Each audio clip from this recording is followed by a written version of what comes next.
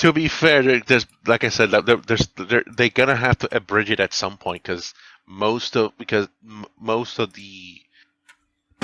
Red War, as fondly as people remember it for, is basically just set piece to set piece, and in between, you're just doing adventures to try and pad out the runtime. You did the adventures to get your light level up, yes, but the actual story itself still told a pretty decent story, and yeah, for us, we played it, we went through it already, so we have whatever thoughts we have on it, but as just going through the actual story pieces itself, going through the actual campaign missions, not all the filler in between, but the actual campaign missions, if you go back to back to back between them, that's a decent campaign. And for a new player, it's going to actually explain a lot more that's going on. It's going to actually make things make sense at this point. Now, for us, there was a lot more in between. We were doing, I think we were grinding public missions back then. We were doing heroic public missions to get our levels up. We were doing public. Had pretty good exotic drop chances, too, at the time. There was two sets of adventures, technically speaking. There was the ones that that will only be playable during the campaign, and then there was the quote unquote post campaign adventures that were teasing stuff like if you complete the campaign and then you go back to Nessus, an adventure popped up. It's literally the Emperor's Invitation. That's where you start doing you start seeing the little hints that Emperor Callus is coming. Well, that's also where we met Mithrax, too. Think about that. People don't know who Mithrax is and where we met him, why it's important. We fought his ass. Yeah, and technically he technically lived and died at the same time. I think I killed his ass the first time. I had no mercy. I annihilated both of them. No, but technically speaking, that's how they retconned his ass. Yeah. He technically saved the player character, but we still gunned him down, but he also just got back up. Yeah. He basically just said Mondays. Yeah. Fallout New Vegas. He just said the bullet didn't take. Yep. He basically said Mondays, am I right? Mm-hmm. But yeah, that's what we're looking at right now as far as going into the end of the light and into final shape. Now, part of that I brought up, like I said, I understand a lot of what Bungie's doing as far as they're not making any money right now, or not making the money that they were expected to have made by now. So I get why they're pushing a lot of the Eververse shit. I think there's even there's something else in the API saying that there's going to be a 20% off for silver. All the usual crap you'd expect to see. There's going to be like a sale, or they're trying to get some extra funds in. If I were working for Bungie, I understand that you need to get some money in. That makes sense. Does not mean that the community is going to take you well. That's kind of the problem. The stuff they're trying to do to save themselves is a double-edged sword. Yeah, they might get a little extra. Excuse me, I keep getting hiccups. They might get a little bit of extra money in, but how many people are also like, why the hell is there's this Ghostbuster themed bullshit in the damn Eververse store now? Why are you doing this and not giving us gameplay stuff? And also, where's the Warframe collaboration? I want that. That one I'd like to see. I could dig a Warframe collab. Oh, something else too that's supposed to be happening. Now this one is not going to happen until apparently the final shape. And this kind of also brings up the fact that a lot of the stuff that we're getting for Destiny is also stuff that kind of should have been in the game to begin with, and there's not really an excuse for it. But apparently, they're doing a shader rework for Final Shape, to where we can actually tell what the fuck is going to be on the damn shaders, or what we're going to look like. Oh yeah, Joe Gogroff made something mention of that before. I think it was was it not Skill Up's podcast? Was it? Was it? That was a twit. The Friends Per Second podcast with Skill Up, and yeah, that's gonna be a nice one. Yeah, he kind of Skill Up basically split his podcast in half. The first half is just him, Dado, and some other Destiny creators talking to Joe Blackburn. Sorry, I was talking like that, talking as if his Twitter handle was his real name. And then the rest of his regular podcast started after that. So yeah. That's when he mentioned, the shader rework is not much of a shader rework. It's just going to show you the 5 different colors that are supposed to go in each color swatch, if you will. Yeah, it should better show what we're supposed to be looking like afterwards, which, to me, and this is going to piss me off, is this has been such a complaint since fucking forever. Like, I don't know how they do shaders or how they decide what color goes where. I swear they just choose 4 random colors I see on there and then pop them on there. And it's a different intern that does it every time. I swear that's how they do it. They're finally fixing that. The fact that we only just now got... And this is a point I'm still going to hit on because I still don't like the way they implemented it. I've used it. It's okay. But I still don't like the in-game LFG. I still hate that, one, it took years to get it in here, even though every other game, including Destiny, has had an LFG already. We've had matchmaking. So there's no reason a lot of the other stuff that we do shouldn't or didn't have matchmaking. But the fact that it's taken so long for a multiplayer game to have in-game matchmaking for some of their biggest activities that absolutely need to have multiple people in it, that actually need to have groups to do it, just has rubbed me the wrong way to this, even right now.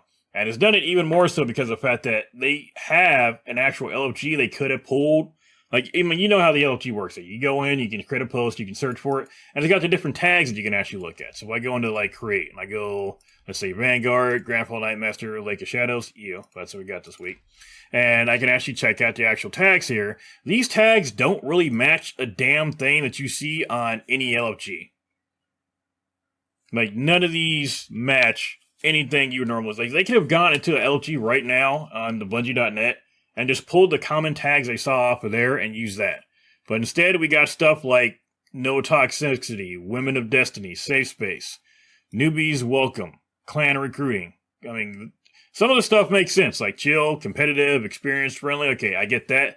But how about know what to do? Or how about Sherpa? Or how about looking for a Sherpa? I mean, stuff like that. Just the basic tags you would typically see. Or let us type the stuff out. But we can't do that. We got all these tags that... I don't know where they pulled half of these from, but I don't know that I've ever needed to look or put colorblind on a tag before, even though I am colorblind. That's never once come up. Kind Gamers, I think Chill kind of covers that. Lots of time, it's not even needed. Not even needed. Toxicity, wrong game. Totally wrong game. So yeah, some of this stuff. Visual impairment, I don't know. I got nothing for that one. Does that mean blind? Or that, I don't understand. Why. I mean, they got colorblind on there already. If you got one eye, you can see. So what does visual impairment mean?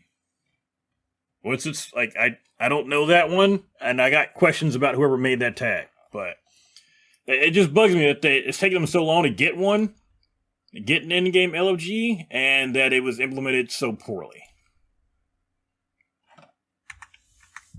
But again, that's just me. Like, it seems like Bungie's trying to catch up and undo all the mistakes they made along the way, while finally putting stuff in the game that players have asked for. But I think it might be so late at this point that it might not matter, and I think the stuff that they're still doing might still be such low quality that it might not matter either. Like, I still haven't forgotten how for about a year and a half, every single season, somehow kept breaking the servers. Like, every time there was a new season start, their servers were broken and the game was broken for like a month. Or how, somehow a new shader is breaking PvP, or how come this weapon has somehow caused all of Titan to disappear. Like, no, like, random shit was breaking it because of the spaghetti code. I don't know. We might be screwed regardless. And I think that's what I was mentioning at the beginning of all this. Broken foundation. It is broken beyond measure. Every single time that they need to add something new, that thing needs to be balanced across the entire game to make sure that doesn't break everything. Destiny 3 might have to be a thing. They said they weren't going to do it, but at this point, I don't know if they. Just from a technical standpoint, I don't know if like you said, can the game handle all the content again, or is that something that's going to be an issue? I can totally see what you're talking about. That maybe the campaigns can be brought back, but what people actually want is not just the campaigns; it's also the raids.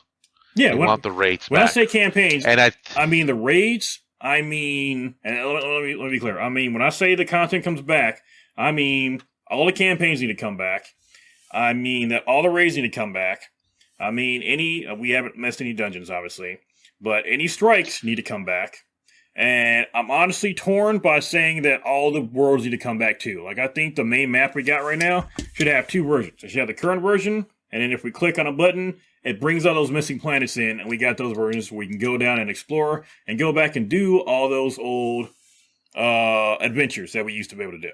I think all that content, now the seasonal stuff, I can understand why it may not come back, but all that old content that was there, the planets, the raids, the strikes, the campaign, and the adventures, which all did still tell a story, all of those need to come back. That's what I mean by campaign. And I'm pretty sure that alone, that ask, is what's going to break.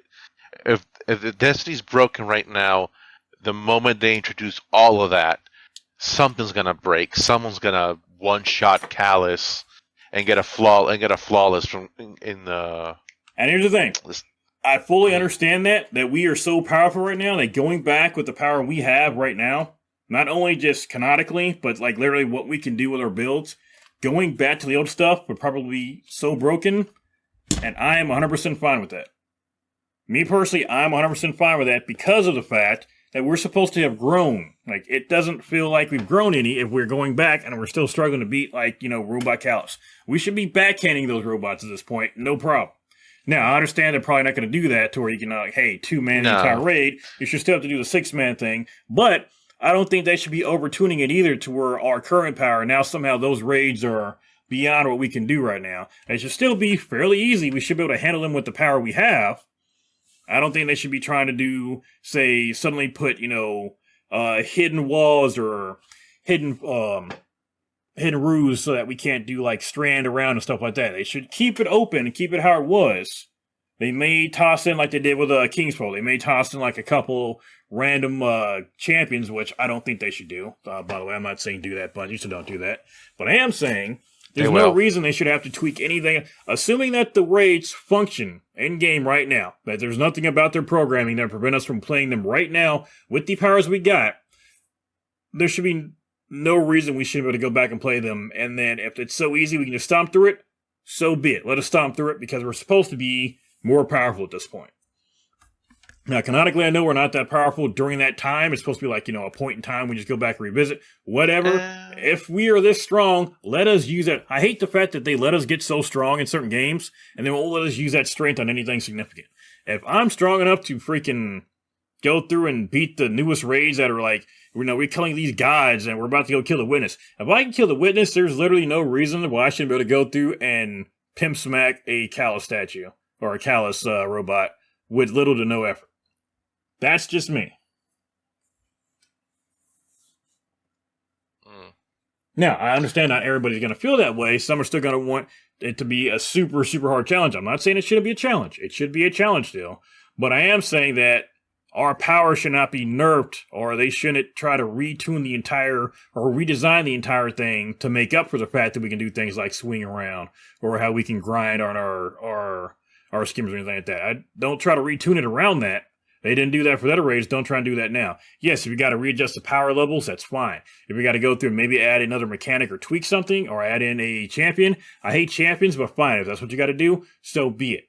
However, I don't think they should be trying to stifle the powers that we've gotten earned since then. What, by retuning the HP values of some of these enemies? Yeah, I mean, don't try to retune the HP values. I mean, don't try to retune and redo the entire raid. I mean, the raid bosses still have raid boss hit points. You still got to fight the mechanics. Now, if I can then one-shot the boss out to the mechanics, okay, that's great. We've still got to do the mechanics, and that's what most of the raids are still mechanics. Now, during those DPS phases, if you can do a ton of damage, okay, great, let us do a ton of damage then. I mean, we've earned that. Now, we've still got to earn that damage phase. Now, no amount of power that we have is going to get us past most of those. We've still got to actually earn the damage phase by doing the mechanic well. But once we have earned that damage phase, let us use the power that we've earned over the years and capitalize on that damage phase. Know what I'm saying? Like, because Gallahorn went out at that time, so we go in with a group of 6 Guardians with Gallahorns, let us go in with this group of 6 Guardians with Gallahorns and one-shot Callus. Like, let it be what it is. I mean, we've still got to get, like, if it takes us 20, 30 tries to get through that first puzzle to get to that damage phase, okay, that's just because, we've still got to actually practice that. We've still got to do the raid mechanics. The raid mechanics are the more important part. The damage part, not so much, in my opinion. The actual working together part is what gets you through a raid. The damage, it is what it is. It's just a matter of using what's the strongest thing. You can use meta, whatever. No meta anything, no loadout is going to save you if you don't know how to do the puzzles. If you can't actually work together as a team. No loadout is going to save you from that. So the fact that you're able to do that and work together, you should get to use your damage, or get to capitalize on the power, or with the power that you've earned.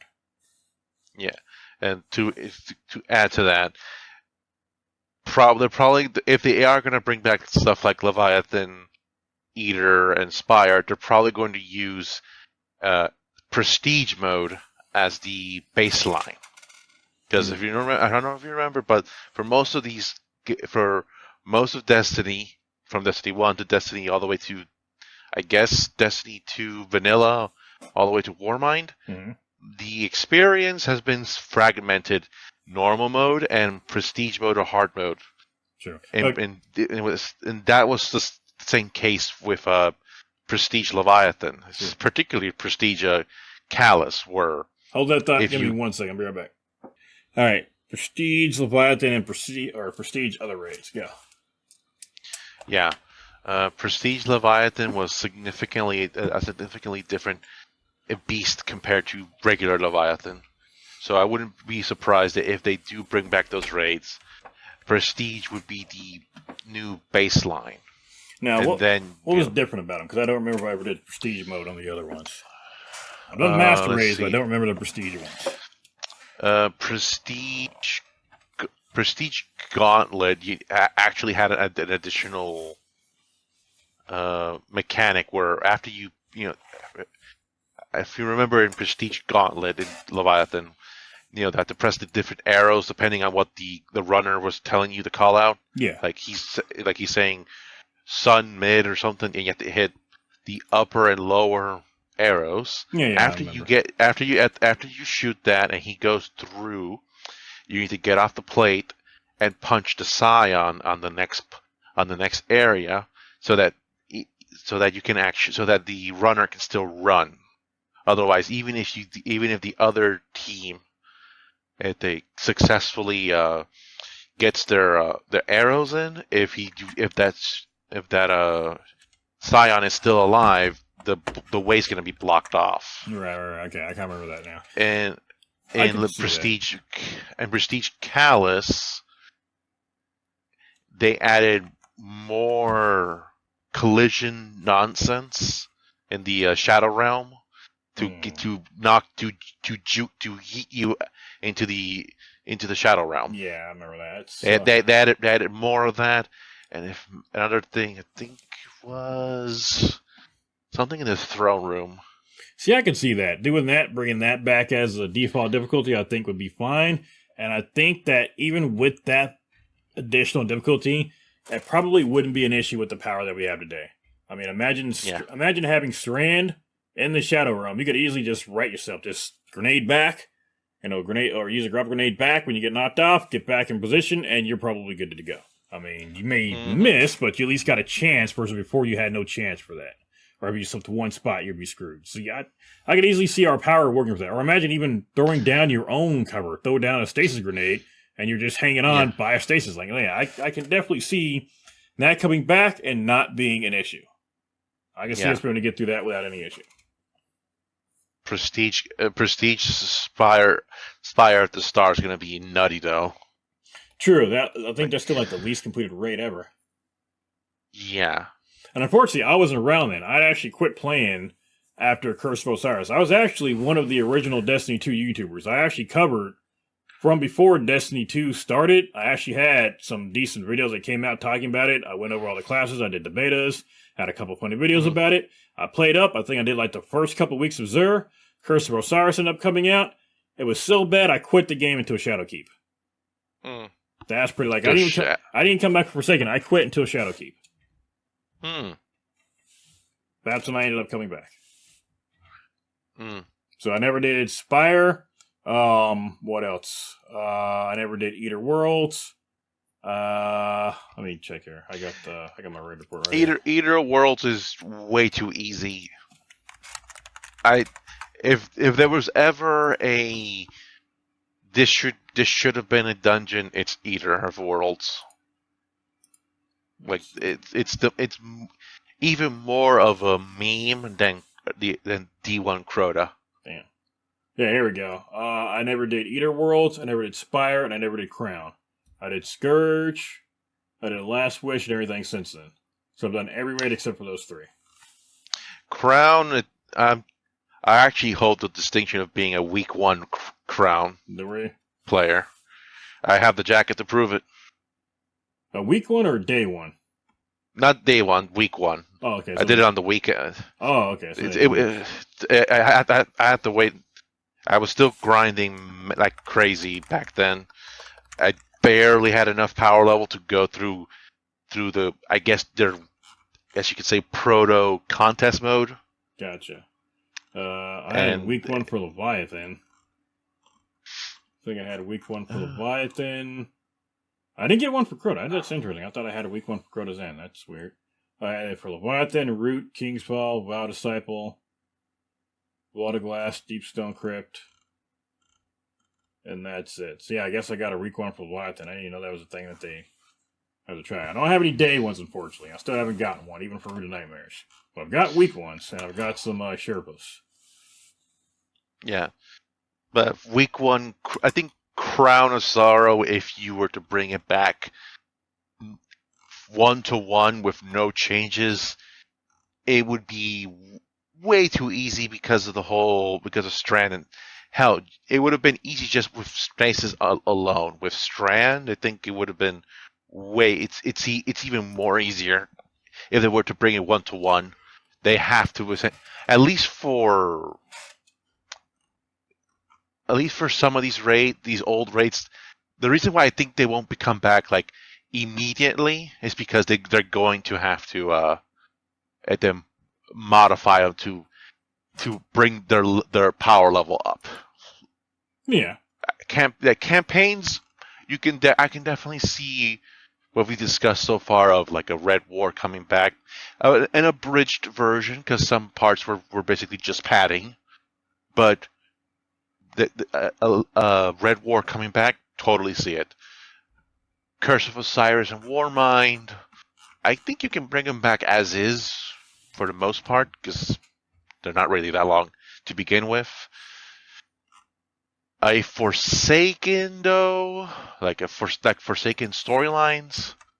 I mean, that one involved a lot of that one could be difficult because it involved going to a lot of side stuff. Like it wasn't really campaign stuff. You were just mainly going to destinations on the Forgotten Shore, and they would have to retool for a Forsaken storyline to return. They will have to retool it so that as soon as you finish the intro mission where Cade dies, most people don't remember, but most of Forsaken, at least the first half of Forsaken, was nothing but adventures. The killing of the barons, with the exception of the fanatic, was nothing but adventures. So venturing around on the shores and talking to Spider. Yeah, doing meaningless padding to try and get enough materials to buy the next weapon, the next wanted poster from Spider. So retooling that to essentially make the adventures and upgrading them to missions would be the next logical step. Yeah. To make it work, because they could totally make a Forsaken Dreaming City, because there's not much to that anyway. But the Tangled Shore portion, it needs to be complete. Yeah, the Tangled Shore needs to be completely retooled, and just to make it be a mission to mission to mission. Like you go from one section to the next. Like you do the first mission, you see Kate die, you land on Tangled Shore, and then after that you start knocking down Barons left, right, and center, and then Well, it culminates. And that then it culminates or with the and because I might be misremembering this, but isn't the Tangled Shore still there? I never got captured, right? It's still there right now, right? they sunsetted it. Oh no, it's sunset, but in game it's still there. It's just Spider It's still ran. it's still there, but from a narrative standpoint, uh, the Queen Mara circled the wagons and basically put the whole thing on lockdown. Yeah. This is my territory. Get the hell out. And since Spider knew about, and since word got out that what he did to Aldrin, to Crow, and they got to her, Mars already kicked that ass. Scorched Earth. She might be a word that I cannot say on this recording, but yeah, but they could, because canonically it's still there. They could just bring back now, not in its current form, but that could be play into what I was saying before. They could bring back just a Tangled Shore for that mission. They could just bring that back. Now, maybe not use them as a vendor, but like you said, go to one point, take out one of the guys, go to them again. Not even worry about grinding, but literally just pick up the next poster and go back and forth like that. Now, I could see, because that could also play into bringing back the destinations too. Just bring back the Tangled Shore. Like right now, we could have easily 2 versions of our current destination map. Like right now, I got destinations pulled up. We've got what I'm going to call the dark map. And then let's say in the top left corner, you could have like something that says swap maps. You click it, and it swaps back to, the light map before all the planets were gone, before we lost the Tangled Shore. You can swap back between the 2 versions. Yeah. Technically speaking, from a lore standpoint, all the planets are back, by the way. Yeah. All of them are back. It's just that we can't explore them because the plot doesn't demand for us to go back to those planets. Yeah, exactly. From the destinations as a gameplay perspective, they're not back. But from a narrative standpoint, they're back. All of them. Every single last one that was sunsetted is come back in some way or one way or another. Which is why Season of Deep happens. Which is why this guy, I forgot his name. Asher is back in the fold. If you remember that from early this year of Destiny, he's still around. He's now poking around and being an asshole to the Vex. I'm pretty sure they're annoyed with him by this point. He's gone now. I think he basically killed himself.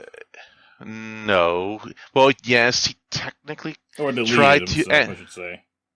Well, technically speaking, the boss at the end, like the Pyramidian strike boss. The giant Vex, I forget the name, Hobgoblin that we face in the Pyramidian Strike. That's technically Asher in the future. The whole shtick with his Vexified arm is basically a never-ending loop. He's always going to go to the Pyramidian to try and stop that Hobgoblin, and that Hobgoblin is always going to take his arm and turn him into a Vex.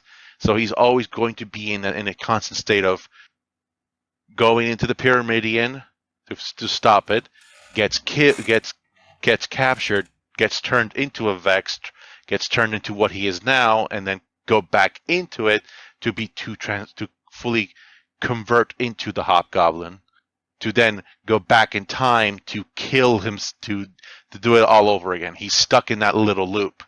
And I guess to break that loop, he essentially just said, into the Matrix. And I don't know if you haven't done the... I did the Glaive quest. Yeah, the Glaive quest. He's basically, that's just a little shtick that he's still in there. He's still around. Okay, I thought he deleted himself after we uploaded him to the helm. He did some crap or looked up something, some calculation. I thought we were doomed and basically deleted himself. No, I think there's something to do with the Glaive. I think from a narrative standpoint, the Glaive is supposed to do something.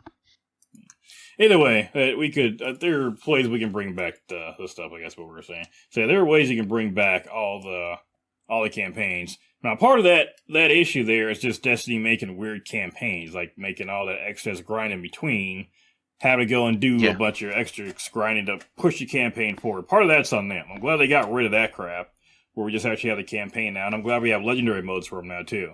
There was never any reason to make us do all that bullshit in between for the campaign except to pad it out. That's it, making us spend resources on crap like that to get the campaign going. So just giving us submissions back-to-back and on destinations I think would work.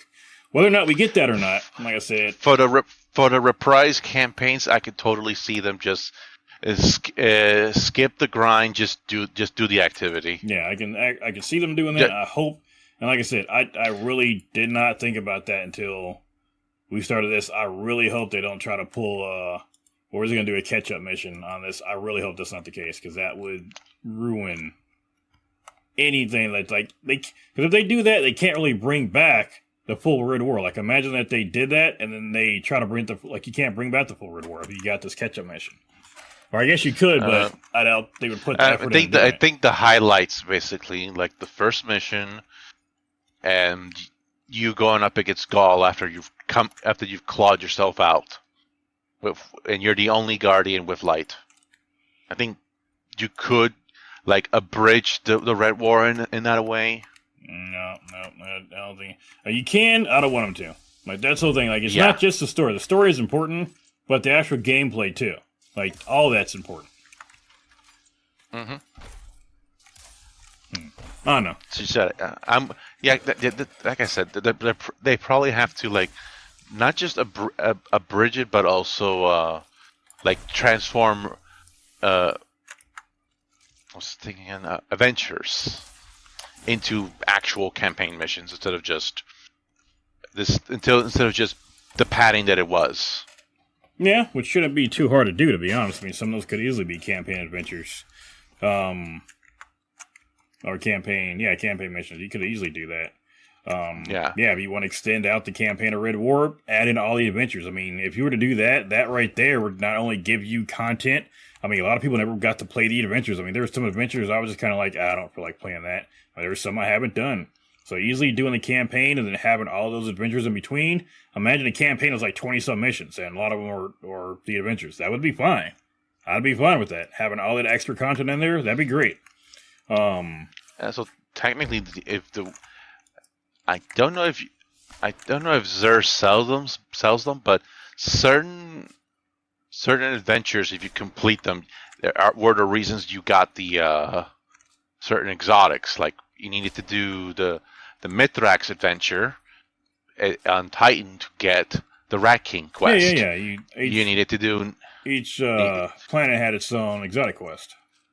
With the exception of Io, which had the Man-O-War linear fusion rifle. Didn't I could have sworn they had one? No, I think that's the only one that's kind of like disappointing, I guess you could say, because Nessus had Sturm and by extension Drang. Yeah. Titan had Rat King, and I don't. Oh, and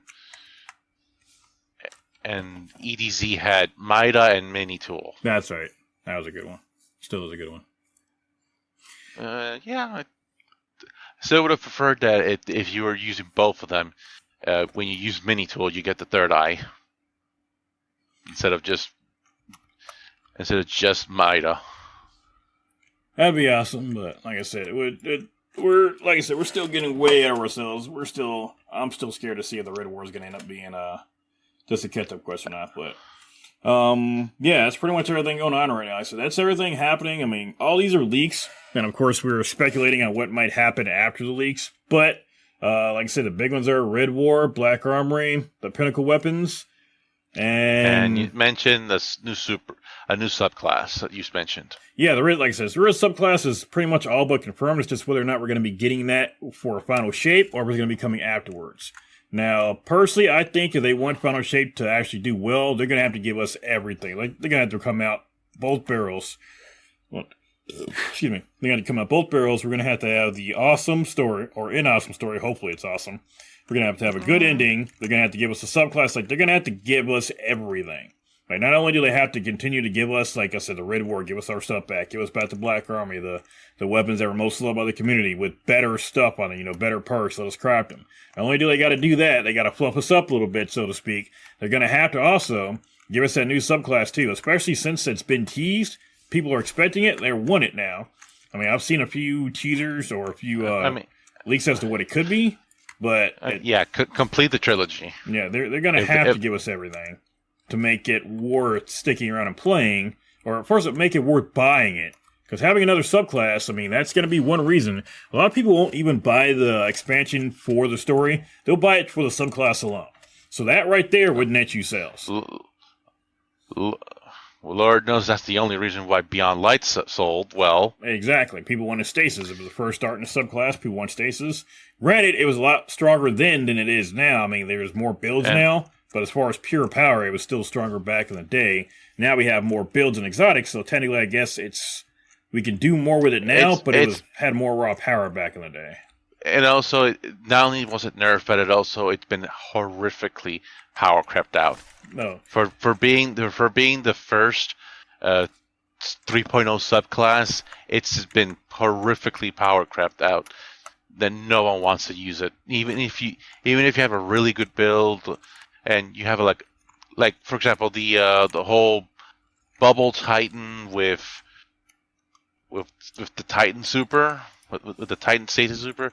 That's really good if you want to kill Riven really quickly. But outside of that and some other bosses that are more stationary, there's no reason for you to use Stasis outside of maybe Ice Turret Warlock. I was about to say Ice Turret Warlock, but yeah, that's after that. I mean. Granted, I'm on a stasis subclass right now. I'm making a build with this one. It's got the Moth Keepers on it. But it's one I'll use, but there's others I happen to like better. I mean, I'll still use it. The problem is that they still never... For some subclasses they did, but I don't feel like they ever gave the... They gave the Hunters one good exotic for it, not really any others. But yeah, I mean, they also just made Strand so fun to use too. I mean, before Strand came out, stasis was still fairly used, but Strand is just so overwhelmingly good in everything now... So hopefully this newest subclass is good. And like I said, people are going to buy the expansion just for the subclass. That's what you have to have. Like, you have to have the most bang for your buck, which means we have to have the expansion. It's got to have a great story. It's going to have got to have good content on it. We've got to have good content beforehand. And they need to have the subclass on there. Just because of the fact that they need the money, they need the numbers, they need to have that subclass on there. Just to stand to people that are going to buy it for like PvP or just because they just want to have a subclass, OCD, whatever it is, people will buy this just for the subclass. Yeah. Now, the subclass better be good too, but yeah. The new supers for the light subclasses is not going to be enough. No. Titans like you said, looks good, but they all look like they're PvP based. Because the 1 for Hunter, you're never going to use the 1 for Hunter for any kind of boss damage. There's no way in hell. Any boss you hit with that's going to, like, you throw down your knife, I'm sure it'll do some damage, but AoE is not going to do more damage than a single target. And the fact that you teleport right to where you land at, you're not using that for boss damage 90% of the time. Like, maybe against Crota, but you'll probably be better off using your sword or using your, a quicker one shot and get back to DPS anyway. The Warlock, I mean, it's basically just a straight up, it's basically ad clear. I mean, you're shooting out fireballs, it's cool. It may end up having super damage, but the Titan one looks like out of the three of anything, it might do decent damage. The Radiance coming back is a big mistake. There's a reason why is the Radiance replacement. Yeah, but you can't revive yourself with that, right? They never mentioned that you can res yourself with it. They really don't want to open that Pandora's box for PvP. Yeah, so I mean, if you can't res yourself, then I'm not too worried about that coming. Like, it still looks like it'd be cool as an alternative for. It'll probably from what they mentioned, that while you're in that state, your cooldowns are significantly reduced, like before, but whenever you're nearby your teammates, if your teammates are using solar, their weapons are automatically going to do scorch damage. So if a free incandescent, if you will. I mean, it sounds like basically a solar Stormcaller, which still has its place. I mean, it's going to be great ad clear. And I do Yeah, like the but idea of a solar buddy. So I mean, that's pretty much a buddy for every single class Warlock has. We've got the arc buddies, we've got the void buddies, we've got. I mean, technically, we got the stasis heal turrets. buddies We got stasis and the turrets, heal heal and buddies. heal turrets. We've got threadlings that can perch on you, so we got threadling buddies. So solar one's the last one, so it does make sense. So from a gameplay perspective, I kind of get it, but at the same time, there should have been at least another weapon out there or some sort of damage super that didn't have to resort to just bringing back self-res, but without the self-res. Because no one really used Radiance for the damage that it did. True, but they also didn't. Well, I don't know. I'd still like to see it back. I mean, I'm sure it'll have some. We still haven't got to play them too, so it still might be able to do some crazy stuff. We'll see. Having that Radiant might work. It might do some decent damage. The Titan one, that's the only one that really looks interesting to me, just because one, it looks like it can do decent damage to a boss, and then two, who knows how good those axes are going to be. But they look like they can do some decent damage to bosses. If not, then even if it's just another AoE, I mean, the axes would, one's probably save you a lot of ammo, and two, it just looks like it's definitely the most unique super I think we've seen to date. And I would say, if anything, we need, and this is a thing that probably should have been done a long time ago, we need our second supers for our darkness subclasses, because they've all still only got one, and they should have definitely, I saw the footage of some of the other testing of the, I don't know if you saw it or not, but the one where the Revenant Hunter threw his size down, and it just bounced between enemies instead of doing the whirlwind. So having second versions of our darkness supers should have been something we had a long time ago. Oh yeah, more for stasis than for strand, because at least for now, strand supers are pretty okay in a good enough state. Yeah, but stasis desperately needs DPS supers, because back when they first introduced, crowd control was in its early stages. So I guess in that case, stasis is the reason why A was so popular, very strong, because it can do the crowd control. But right now, every single element can do crowd control in some form or fashion. It's no longer just a stasis thing. AoE damage, I wouldn't say crowd control. AoE, because Solar doesn't have crowd control. It's got Scorch and AoE damage, but the enemies will still attack you. They're not stopped or anything. And that's where the new Radiance comes into play, which I'm pretty sure that's the reason why they're bringing it back, because that's going to give you your AoE crowd control and AoE damage, I guess you could say. Mm. No. But for stasis, we desperately need damage supers. It doesn't really. Warlock especially needs one. Warlock and Titan both need one definitely. Hunter's alright, the only way. One and done. But Warlock's the one and done is fine. Yeah, Warlocks need a better one, but Titans needs it even more so, because sure, crowd control via the heavy slam it's neat, but if you need to get some kills done to progress the mission, whether it's the raid or whatever, and you're pressed for time, you don't really need to crowd control the groups. Give Hunters a roaming stasis super.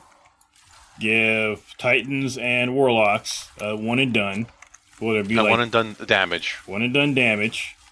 And then we should be good to go. That's what we need. That's what needs to happen. Now, whether or not we get those or not, I don't know. Because they've been talking about giving us second super for a while on those, but they talk about a lot of things, which is the other thing, too, is that we get a lot of Bungie promises a lot. They say they're working on a lot of things, but then it never happens. No. Either way, that's pretty much all the leaks going on right now. That's pretty much where the community's at right now. That's where Lightfall's at. And like I said, everything basically hinges on the Lightfall at the moment. Granted, some stuff leading up to it is going to help. And like I said, releasing the other campaigns, the older campaigns, is a huge step into undigging the hole that Bungie put themselves in. I still don't understand why they really sunset everything before. Like, it definitely can't be a space issue. I've never seen a game get rid of content because of a space issue in the way that Bungie has. And I don't think I've seen it since. I think a lot of game companies learned from this and won't do anything that stupid. I mean, it's one thing to like get rid of one-time events or like yearly events. I mean, those are events; they're not around all the time. But to get rid of your core content, your core story content, I think that's really. Not only do I think they've learned, I think other studios and other companies have learned that's just the dumbest fucking idea ever. Now, whether or not they can dig themselves out of that hole that they dug, because I see most of the problems they've got now definitely revolve around them having done that. Whether or not they can get out of that hole, we'll see. But giving us back stuff like the Black Army, giving us back the Red War, those are good starts. Whether or not they keep that momentum and whether or not they even implement it well is going to be, I guess we're going to find out in April. Like I said, if they do a catch-up mission for Red War, I may legitimately stop playing until Final Shape comes out. Like, I've already, like, I'm not lying, like, I've already pre-ordered Final Shape. Like, I'm not gonna be those people like, oh, I'm gonna wait and see what's like, no, I pre-ordered Final Shape. I got the, I got the expand. I do what I usually do. I pre-ordered it. I got no shame. I did it. I knew I was gonna play it. Plenty of us that are saying that, like, we know we're gonna play it. It's just whether or not we're gonna play it afterwards or how much we're gonna stay engaged with the game after we play it that we're trying to figure out. That's the key component. Yeah. How long are we gonna stay here?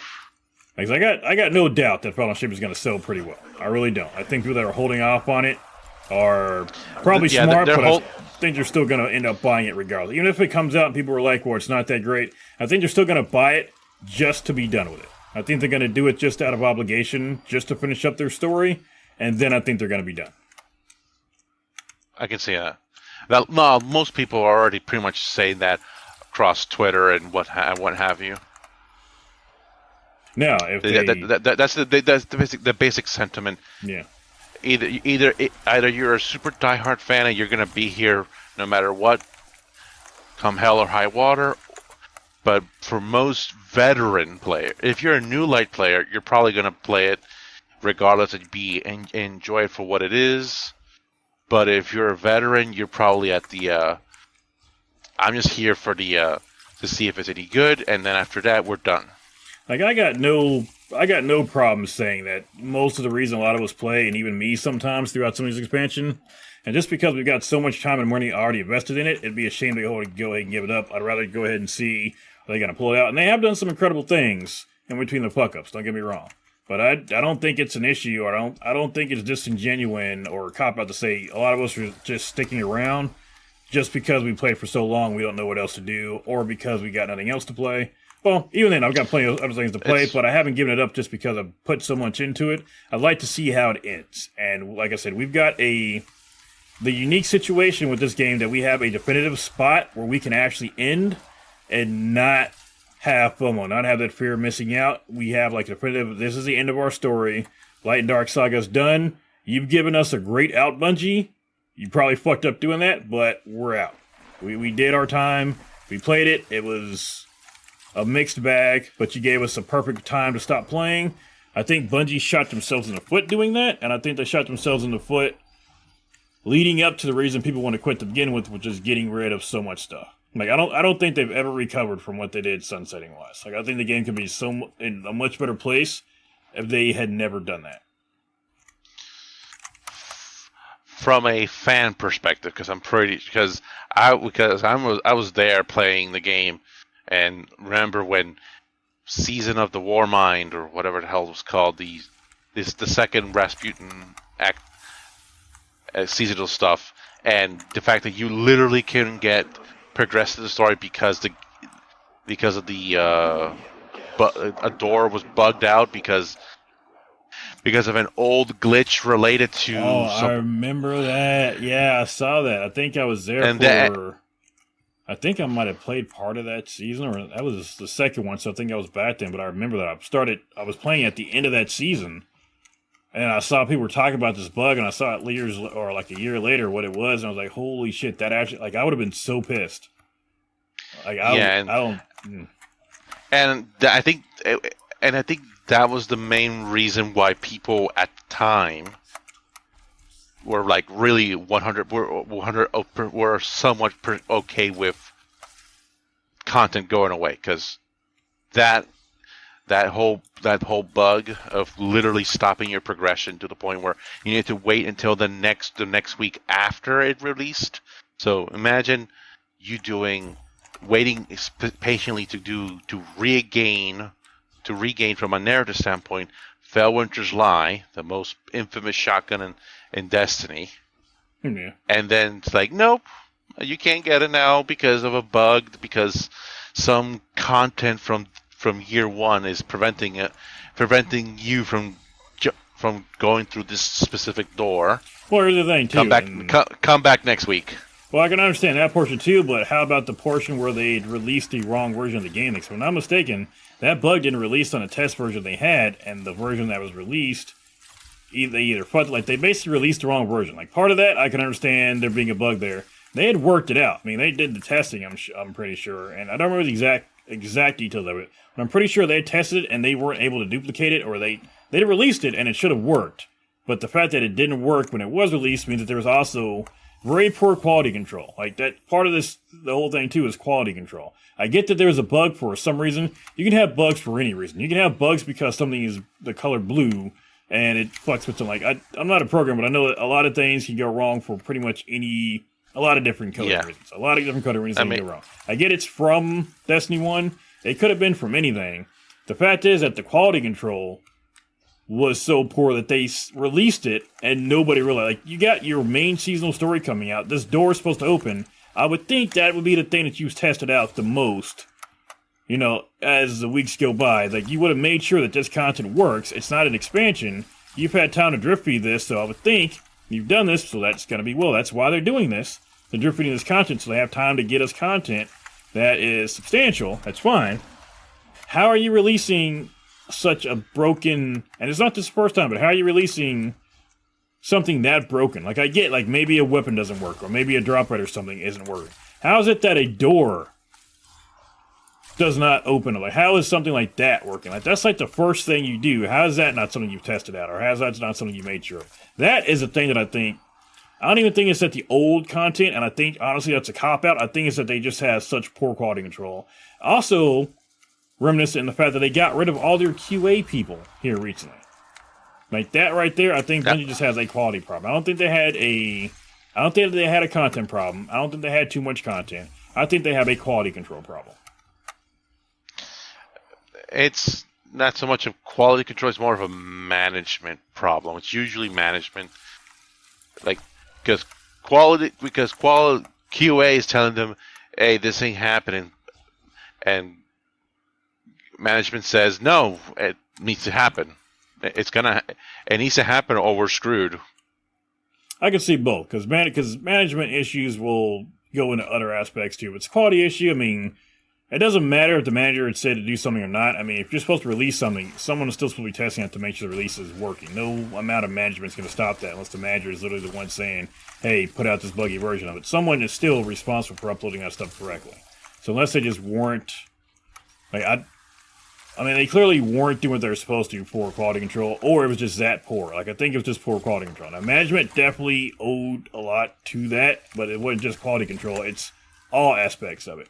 I mean, the very birth of Destiny was a management issue. I mean, we heard how when Destiny was created, it was a totally different game, and it was basically made in 6 months and looked nothing like what they were originally going to make it.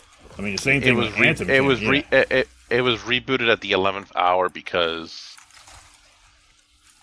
because of stupid reasons because of some stupid narrative reason. It's literally because poor management decisions. I mean, they should have had the story sorted out long before they started.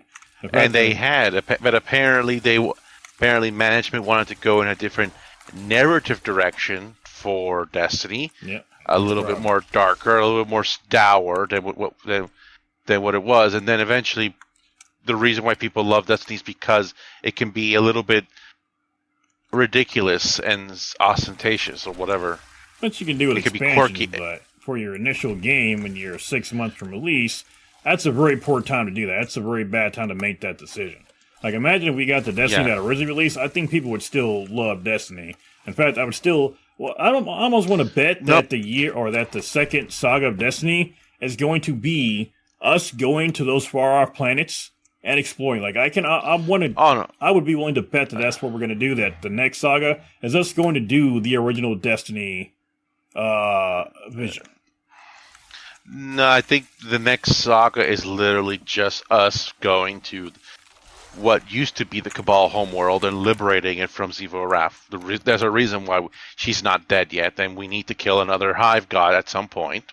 I mean, I could see So that. why not? So why not go for the hat trick? But this time we help the Cabal. Yeah, but that would be more that I could see being easily done in a season. As far as like an overarching story, going to the Cabal homeworld could be like the start of it, and then us exploring outward from there. Like considering what we're about to do, and let's face it, I mean, it's not.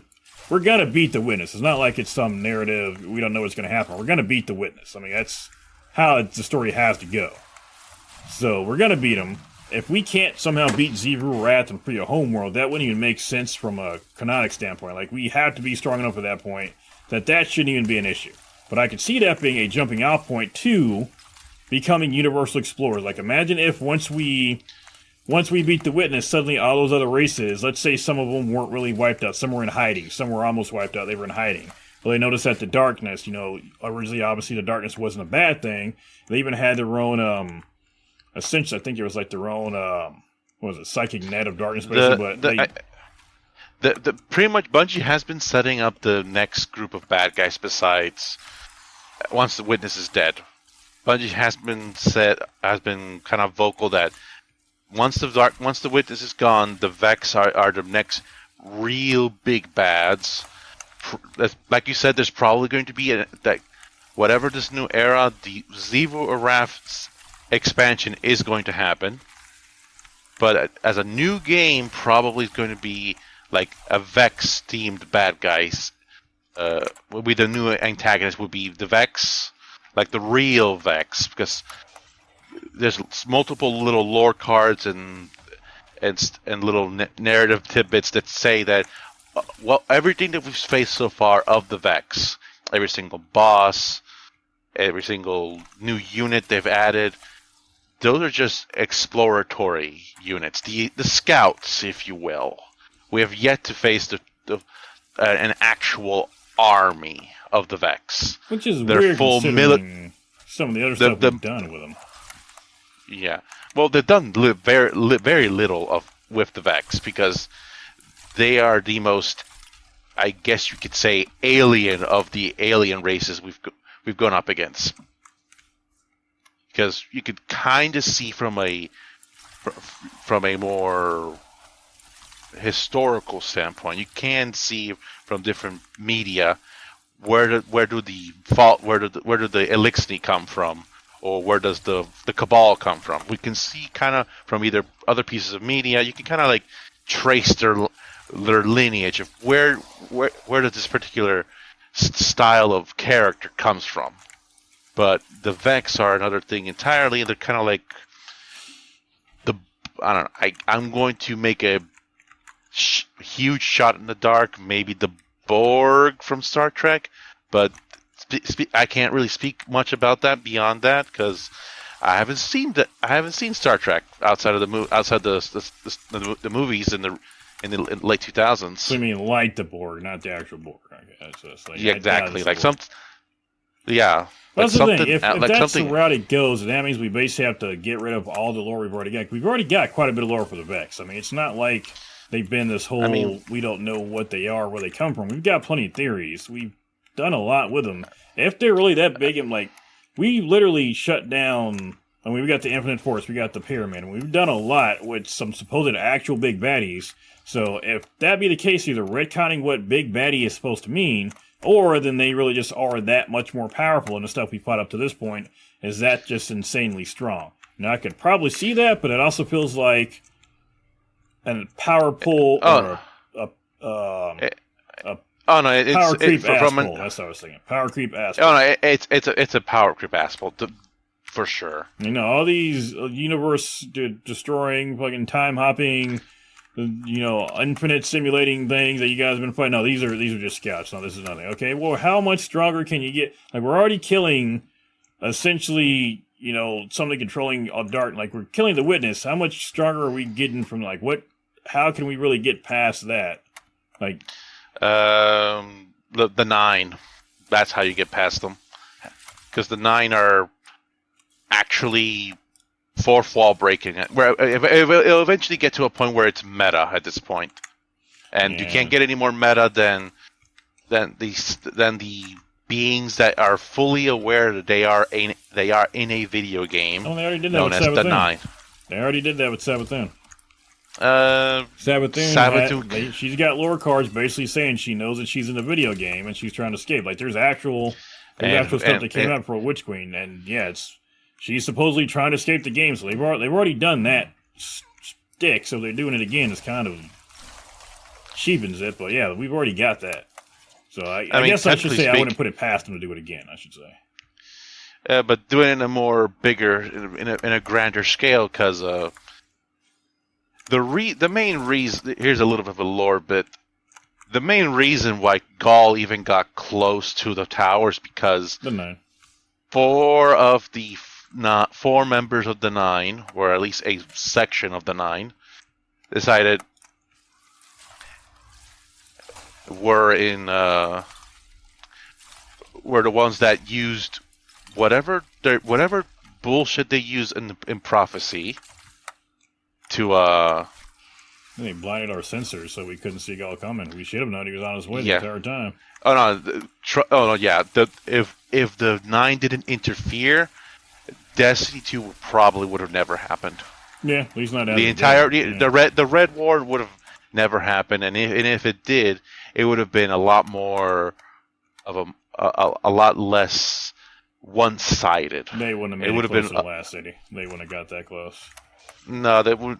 I think or if they would have gotten. They wouldn't have gotten to the Traveler. I should say. I don't think they would have made it. To the yeah, they would have made it, but it would have been like a more epic line in the sand thing instead of just he took the light and we're screwed until the player character, until the chosen one happened. Just let's be the player character, the Guardian is essentially the chosen one. Yeah.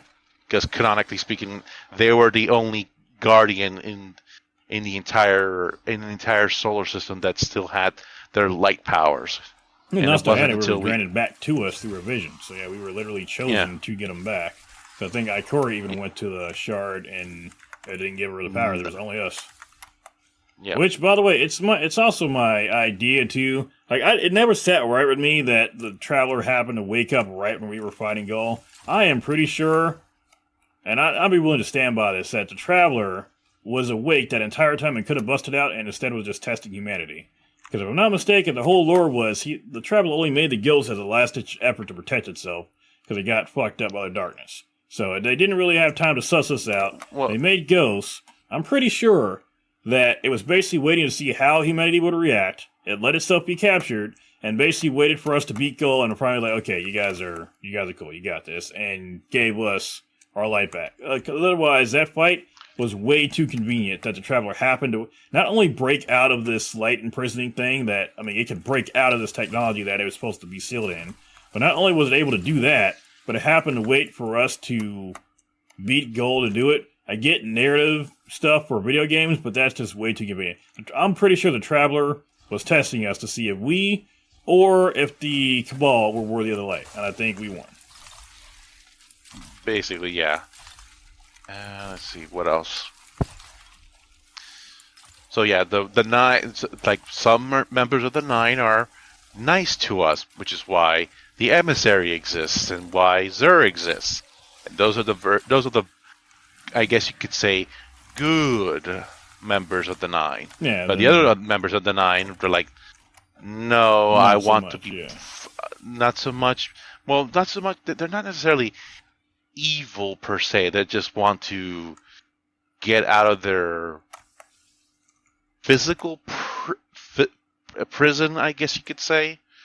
Because technically speaking, they are from the lore books of Season of the Drifter, because that's where most if anything of the 9 exists, is because of Season of the Drifter. They are some sort of Like sentient dark matter, basically, that exists because of the Se- planets or they're, something. yeah, they're part of the Jovian planets, the 9 planets in particular. I guess you could say they are the soul of those planets, and they are somewhat aware of their existence, but they are incapable of breaking out of it. They know that paracausal energies, light and dark, can pull pull at pull shit out of nothing, aka create your own fate or your own destiny. Ha ha ha ha ha ha. He said it. He said the He said thing. the thing. Yep, I said the thing. But yeah, basically, not paracausal, dark matter shadows of the planets, basically, that are sentient. That's essentially what. Basically, yeah. There. And Yeah, I remember the 4 out of the 5 basically blinded us. I think they got punished for that pretty severely too. But yeah, I mean, even with all they're that, they're still kicking around. It's just yeah, that they're alive. kind of like. I think they just got punished as all. But yeah, they're not dead or anything. I know the other 5 weren't happy. So yeah, there's still a lot of baddies that out there besides the Vex. There's the 9, there's Zivu, and then there's the Elon Musk of Destiny, Clovis motherfucking Bray. See, Clovis I could see easily being an issue. And here's what I don't want to happen. I don't want this to continuously be a dick measuring contest where each and every expansion we got to somehow ass pull stronger and stronger enemies. I think it's fine having the Witness being the strongest bad guy ever in existence. And we can still be who we are, the Guardians who were able to take him down. It's not like we take anything down easily. It still takes us some time to do. We still got to work. That doesn't mean we're invincible. I'm totally fine going adventure mode after that. Like going to Kaido's homeworld and freeing it. Stopping Clovis from whatever plot he's trying to do. Going out and exploring new worlds. I mean, even Saint and Osiris will talk about they want to go explore, different planets. We weren't able to get anyone outside the solar system because of the darkness for a long time. Now we should be able to get people outside there. We sent out other ships. I know most didn't make it. We did send out other ships. I mean, we just found out Neo Muna's there. I'm sure there are other ships out there that did make it, and there are other civilizations. There's all the Ecumi that was supposedly destroyed. I'm sure there's still some that are out there, and will probably pop up. We're still missing an Exodus ship that we haven't seen yet. Yeah. So, and I think once we take out the Witness, I think the Ecumi, I think there's probably still plenty of civilizations left that were darkness based that might just be hiding since the Witness kind of started going on a rampage. And I think once we take out the Witness, it wouldn't shock me to see some of those civilizations start reaching out not just to us, but other civilizations after we take out the Witness. Or to fill the power gap, the power vacuum. Or that too. Although, let's be honest, if anyone tries go ahead. I think the reason why the Vex are going to be a problem is because there was the dark future from Curse of Osiris. There is no light, there is no darkness. There's only the Vex. So the ass pull is basically that the Vex are eventually figure out how to stop paracausal energies, aka stop us. Well, they've already done that. I mean, they stopped Saint 14. It took them a lot to do it, but they can drain light from Guardians. Yeah, but it took them millions of years inside of the infinite forest, where time doesn't matter. How long it will take, and that was just for one Guardian, and Saint broke it in Season of Dawn. How long will it take for them to stop literally hundreds of thousands of Guardians? Yeah. So so whatever the Vex big bad is going to be, it needs to be somebody who can essentially look at us, regardless of whether or not we have light or darkness, and say, "Cute." That's you can summon a bullet that as hot as the sun. Very cute. That's adorable. Yeah, but then it becomes what kind of power will to do that? I mean, we already have paracausal power. The Vex, as far as we know, haven't been paracausal. So besides the No, fact that they can travel through time, what are they going to pull out of their ass? The reason why they can't really beat us is because they can't simulate us. They struggle to find a way to beat us because they literally cannot simulate. How do I beat this thing that literally says "nuh-uh" to everything we throw at it? Are there like 50 heavy ammo bricks right here in front of you? This is correct. How the actual fuck? Sorry, I love the in-game thing we're doing, and this is insane. But okay, that's crazy. But yeah, that's the one thing I don't want to happen. I don't want it to be just a constant one-upping. We can have adventures, we can have meaningful adventures, we can have meaningful fights, we can do meaningful exploration without it constantly having to be there's just another universal baddie to take out every expansion, because that does start to get old after a while. I mean, we've gone from taking on Crota to taking on Oryx, who's a big bad. Now it turns out he wasn't a big bad, it's the Witness, and it turns out, hey, it's not really the Witness, there might be somebody above the Witness, and that it's not really darkness that's bad, it's, it's just the Witness being bad, and after a while, it's just too much. There has to be an end at some point of just the big bads, and then we can go back to still dealing with the little bads. Just because they're little doesn't mean they're insignificant. But there's only so many big bads we can take on that are progressively more and more powerful. Like, if we got somebody stronger in the Vex, it's still very hard to believe that the Witness wouldn't have taken them on. Like, we got Vex worshipping them. They basically got to do an ass pull to basically say, hey, these aren't the Vex you're looking for. These aren't the real Vex. These are the real Vex, and they're even stronger than the Witness was, which would make no sense canonically for anybody outside of, say, the Traveler or us to be stronger than the Witness at this point. And if they are stronger, then where were they when the Witness was literally about to stop all of reality? Same thing as what we're doing. Like I said, the Vex cannot stop light and dark. Since they can't simulate it, they can't really do much about it besides keep fighting it with like rudimentary combat automatons, basically, instead of just trying to stop it outright by making it cease from existence, like their experiments with the Vault of Glass. The entire Vault of Glass literally is just them experimenting. Okay, what can we, if we control this specific space at this particular point in time, what can we do here? Fair enough. I understand that part. But they would, unless they could just suddenly know how to use light and dark, then it still doesn't mean. I don't know. And that's why there's a subsection of the Vex that are subservient to the Witness, because they're the ones that said, "Wait a minute, we're going against the collective Vex to worship this thing called the Witness because it has something that we can't simulate. So let's try and do something to appease it." And they kind of figured out a way to appease it by worshiping it, and therefore by worshiping it they gain power, which is what we see in the Garden of Salvation raid. Yeah, well, they have to try to worship something that would be stronger than them to get that power. What are they going to be left to worship at this point to get them any kind of power? I mean, the Witness is going to be gone. Now what? I'm not saying you're wrong, by the way. I'm just saying that for them to do that, they're going to have to do they're going to have to retcon some stuff, and that's part of the other issues, too, that they've been retconning a lot of stuff, too, which is, I get it, after so long in a story, some things, you're going to have to, you can write yourself in a corner, so some things you're going to have to retcon. But after a while, to be fair, there's no greater retcon than the murder of Cade 6. And what happened to there's no greater retcon than that.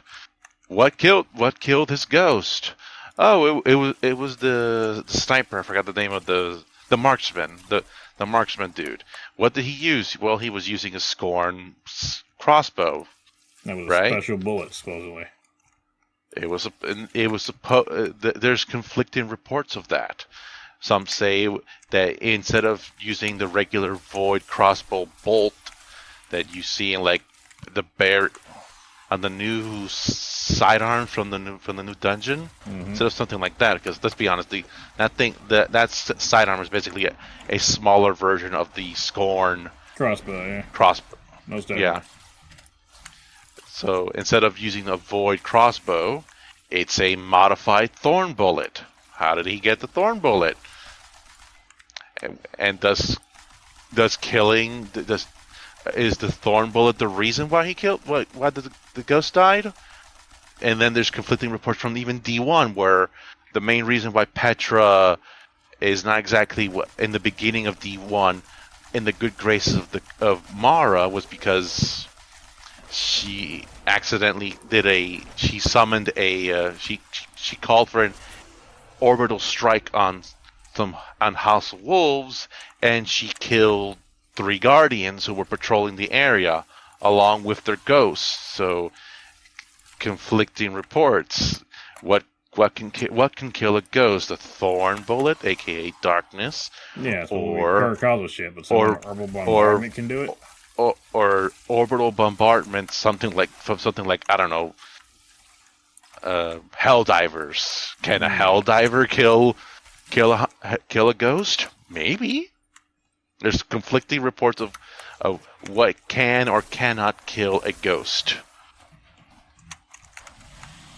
No. So retconning it's gonna happen at some point. So the ass pull of why the Vex can suddenly, after this long in game, can now suddenly say nuh-uh to darkness and the light.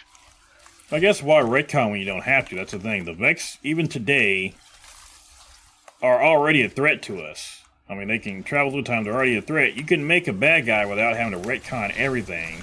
You don't need to. That's my thing. Like, I hope they don't just start retconning just to do it, and they don't try to do stronger and stronger bad guys as we go just to do it. You don't need to do so. They're already strong enough. I mean, just go ahead and give us some more of those bad guys or some additional new bad guys. But I think so far, I think Vex and the 9 are the only other, from a power level standpoint, are the only thing that can actually pose a legitimate threat to us. The Vex and the 9, that's it. Like stuff like Clovis Bray. Clovis Bray can't really. I think Clovis is. I mean, let's be honest. Even when he was with us in Season of the Seraph, when he saw what we were doing with Stasis, he was still calling it clarity, and he still wasn't like really understanding what the hell was it. Yeah, no, so he's also trying to simulate stuff. Like I can't remember everything he was trying to do, but I got no doubt that if given the time and resources, he could end up posing threats to Guardians too. Like I think he could find ways to take out Guardians or take out Ghosts or to even potentially try to, like, let's not forget that the light can be harnessed with technology that the Cabal have. I have no doubt that Clovis Bray could do the same thing.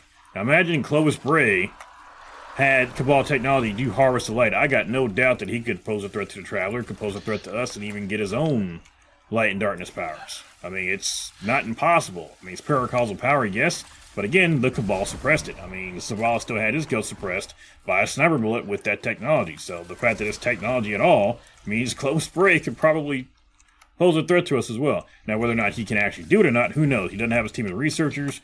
Granted, he's basically an exo right now, so he can probably do whatever research and calculations he wants to. But if he were to get access to that technology, I got no doubt he could probably use that to not only gain light powers for himself, but to actually potentially hurt the Traveler or become a real big baddie. Well, that's the reason why he wanted to take over Rasputin in Season of the Seraph, because he will be the closest to a machine god, if you will. So I got no doubt he could be the next big baddie. Like I said, well, and also, go ahead. And also, the Beyond Light collector's lore book thing the physical book that people kind of like leaked on the internet or distributed for free, talks about that the Vex portal in the Glassway strike. Mm-hmm. That leads to a factory, to a giant at the planet that's kind of like Mercury, but half of it is scorching hot, the other half is cold as hell, and that's where a lot of Vex exoskeletons were being built. Yeah, it was a Vex factory. They were pumping resources into Why? the sun to keep it as a blue sun, and using that to fuse metals together. Like they were using the sun basically as a forge, and they kept that portal open. Yeah. Why wouldn't it be such it would be such an easy task for Clovis Bray to just open up the glassway again. Yeah. Go through the portal, and and like a certain Norse god meeting a giant purple raisin, meet the Vex equivalent of that purple raisin, and let's talk shop. What do you know? Well, I know about these things called Guardians that can use this, that, and the other, and that's how he gets his powers. He goes full Vex. Yeah, I can see that too. I can see the Vex getting light powers. I can see him doing it. There's a lot of ways we can go about it without just saying, hey, is this Vex guy or this whole sect of Vex, these are the real Vex, not the Vex these are the real ones. I can see the Vex just getting smarter too. Yeah, because the Vex, there's right now there's two, I guess, teams of Vex. There's the Vex that are with the Witness, and then there's the other Vex that are the more. I guess you could say that those are the ones that we kind of know from like Mars and no, the ones on Mars are basically from the Black Garden as well. From Io, I guess those are the Vex that we know. And then there's the ones that follow the Witness. Yeah. And they are completely against each other. So they don't really like each other because the Vex believe in that they themselves are the ones that are going to end this metaphorical arms race between light and darkness, while the Vex from the Black Garden said, well, we don't think we can do this, so why not that we reprogram ourselves to actually worship this big thing? Yeah. No. Either way, there's a lot of different places we can go with this, but all that speculation that we got to get to after Final Shape comes out, and that's what everything's kind of hinging on now. Into the Light is going to be a big one. It's coming soon. That's going to lay the foundation for the Final Shape. I mean, that's going to be like our 30th anniversary thing for before Witch Queen came out. Into the Light's going to lay the foundation on what it is that Bungie's willing to do to keep the player base around. We're not going to get, we're not getting a ton, but we're going to be getting quite a bit from what I understand. They're going to have to really impress us to keep a lot of people around to actually go ahead and buy those, because I'm pretty sure after we get that Into the Light, we'll see a spike in pre-orders if people like what they got. And then just the improvements, again, some of these improvements we're getting in game are a long time coming. I mean, we talked about a lot of technical stuff. We talked about a lot of story stuff. A lot of the stuff we talked about was also just kind of unacceptably long to get here. Like the fact that shaders have been in such a bad spot for so long, that's not something that should have really lasted past the first few complaints about it. Like it's become a meme at this point. If your issues with your game have become a meme, then you're not doing something right. And that's something that should have been fixed a long time ago. Showing us, what the shaders are actually going to be. Taking content out of the game. Stuff like that. All that's culminating here soon to see if this game's going to survive or not. But Into the Light's the next big one. We're going to see what comes out. We're going to see how serious Bungie is in listening to the player base and trying to make things right. Because at this point, it's not just them coming out with new content. It's are they going to make things right with the player base? And it's not just the content. It's the stuff that the player base has seen, the stuff the community has seen. Because like I mentioned before, I don't want people to forget them firing out those people. I don't want them to forget how broken the game's been. I don't want them to forget all the controversies that have been in the game. I don't want that to be forgotten. All that has to be made up and more to keep this game pushing forward in the state that they want it to be. I don't know if that's going to be possible for them or not, but I guess we're going to see, and Into the Light's going to be the first step in that. So, those are my thoughts. Any final thoughts on any of the leaks or anything upcoming? Not much else. I think we've kind of discussed all we can do. We speculated what we can speculate. Mm, I think it would be nice to see. We'll see. We'll see until when they do like a big update or like they're probably gonna do like a big cinematic thing no for gameplay Enter the reveal. Light. Yeah. I They're forgot. gonna. I think they did mention they're going to do a reveal for that at some point. I don't know when. I want to say, assuming that that Enter the Light is at the beginning of April, I want to say that like the last 2 weeks of March. Mm.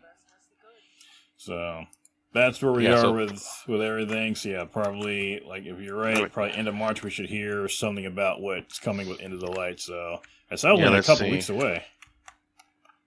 All right, yeah. Yeah, because spring.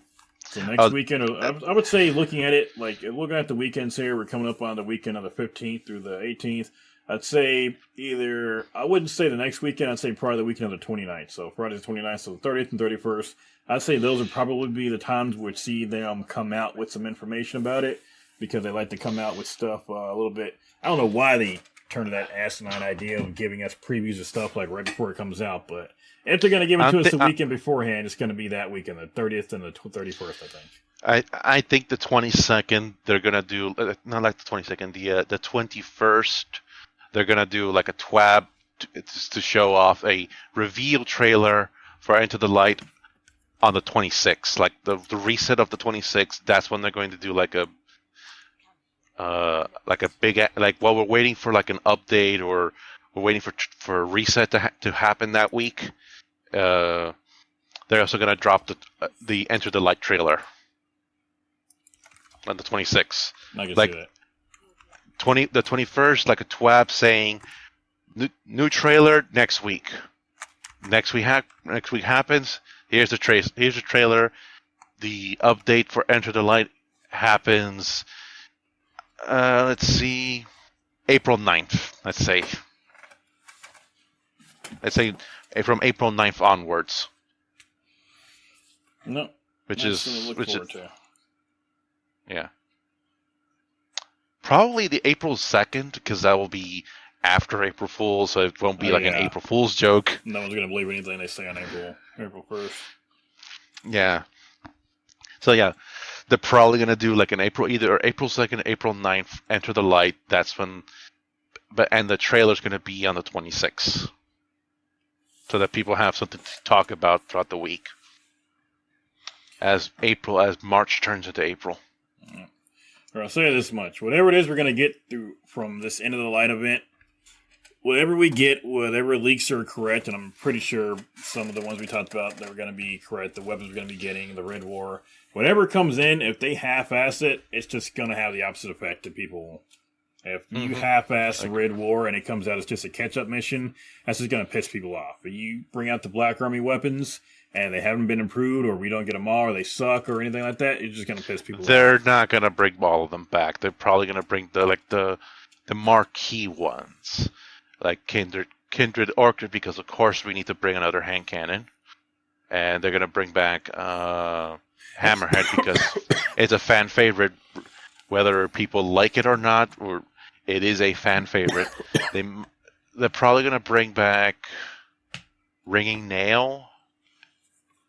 I don't know about the Black Army weapons that were originally raid weapons. Raid weapons probably not, but the No Feelings Scout Rifle, the shotgun from the kinetic shotgun. I forgot the name of. See, I think they've all got to come back, or they're just shooting stuff. Like even most of them, okay, I get it, but if we got most of them, why not all of them? Like it's going to be an all or nothing. If they don't bring everything back, I mean, something they don't bring back will be someone's favorite. And if they bring back all but one or two, then the question is going to be, why didn't you bring them all back? Why did you only bring these back? Why are the other two? Or if you only bring one or two back, it's going to be more of why tease us, why not give us all the content back? By that point, why haven't they brought back literally every single raid weapon? I think that's what they... For Vault of Glass, King's Fall, Crota... That stuff hasn't come back at all. True, but that stuff was also from Destiny 1, not from Destiny 2. We're talking about stuff that was already in Destiny 2 that they took away from us, that we paid for, that we earned, and then they snatched away. Destiny 1, all that stuff's reprised. We technically shouldn't even have that stuff. The fact that we've got that, okay, that's cool. That's fine. They didn't bring it all back, but that's something they brought from Destiny 1 to Destiny 2. I'm talking stuff that was already in Destiny 2 that they then stripped away from us after we put in the work to get it and paid the money to do the activities and put in all the work to get those roles, and they took all that away from us. I'm talking bringing that stuff back that we already had. That's what when I say they need to bring back the content, that's what I'm talking about. Specifically stuff we paid for and already did that, yeah, even if they bring it back in full, we're going to have to regrind it, but at least we've got it back now. That's what I mean by they've got to bring that stuff back. So if they do that half-assed, that's going to cause issues. If they only bring back half the weapons, no, it's got to be all the weapons or nothing. And if it's nothing, it's going to be an issue. And if it's only part of the weapons, then they're going to ask, where are the rest of the weapons? My favorite's not there. Why are they not all there? Why would you only do part of the weapons and not all of them? So those are pretty much my final thoughts on it. They've got to do this stuff right. They basically got to make all the right steps from here to final shape, or anything they misstep right now is going to affect their pre-sales for final shape. It's going to affect their actual sales for final shape. And then all that's just going to spiral into whether final shape does good or not. Like, if people aren't buying final shape, it doesn't matter how good it is. No one buys it, then it doesn't matter.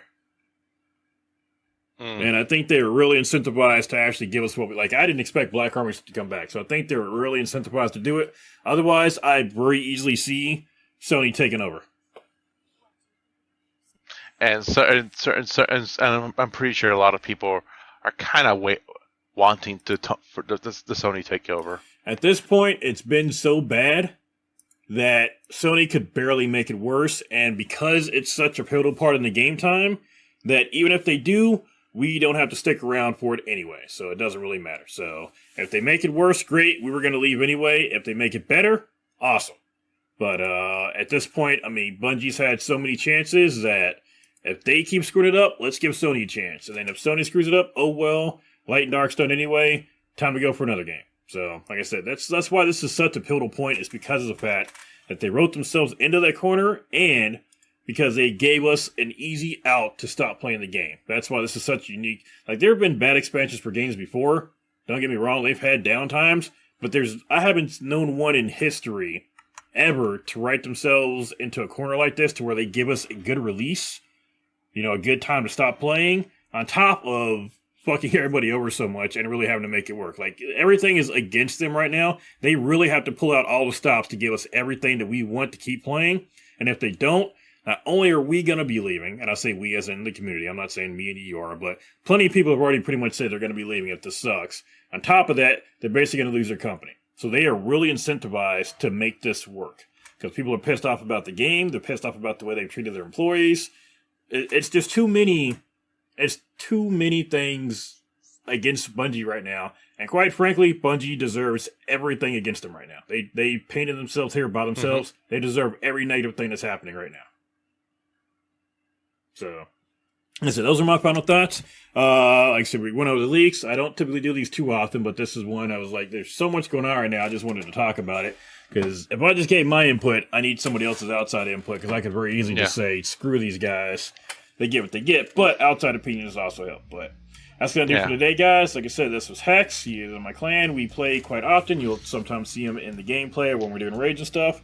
Past that, like I said, I'm still curious to see what's going to happen with End of the Light. I'm curious to see. I can't wait to see what happens with Final Shape. We'll see how it goes. Like I said, this could end up being one of those gaming moments in history that just surprise everybody. This could be a No Man's Sky type comeback. It could potentially be, but if I had to guess, I don't think it's going to end up being. I think we're going to get some good stuff leading up to Final Shape. I think most of it is going to be too little too late. I think if Bungie had started giving us this stuff a long time ago, had started working on it maybe a year ago, it might be they might be in a better spot. They started giving us the Red War and started bringing back all this old content.